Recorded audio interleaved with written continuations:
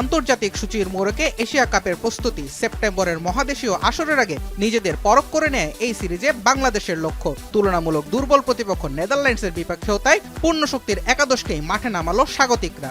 মাঠেও পারফরমেন্স ছিল প্রত্যাশা মতোই। বোলিং বিভাগে তাসকিনের 4 উইকেটের পাশাপাশি মুস্তাফিজ মেহেদীদের 68 বোলিংটাই গড়ে দিয়েছিল জয়ের ভিত। ম্যাক্সো ডট শুরুটা করেছিলেন আগ্রাসী, কিন্তু 3-4 এবং 1-6 পর তাকে থামতে হলো তাসকিনের কাছে।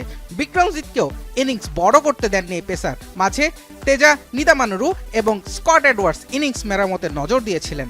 একই ওভারে তাদের প্যাভিলিয়নে পাঠিয়েছিলেন সাইফ হাসান, আর মুস্তাফিজ শাহরিজকে ফেরালে বড় স্কোরের স্বপ্নটাই মিলিয়ে যায় ডাচদের। নেদারল্যান্ডসের বিপক্ষে বাংলাদেশের সেরা বোলিং ফিগার ছিল তাসকিনের, সেটারই পুনরাবৃত্তি হলো আবার। নিজের শেষ 2 ওভারে তাসকিন পেয়েছেন আরও 2 উইকেট, তাতেই 20 ওভারে 136 রানে গিয়ে থামতে বাধ্য হয় সফরকারীরা। ব্যাট হাতে ঝড়টা উঠেছিল শুরুতেই। ইনিংসের প্রথম 3 বলে 2-4 আর 1 ছক্কা এলো পারভেজ হোসেন ইমনের ব্যাট থেকে। যদিও ইনিংসটাকে 15 রানের বেশি নিতে পারেননি আরিয়ান দত্তের বলে বোল্ট তিনি।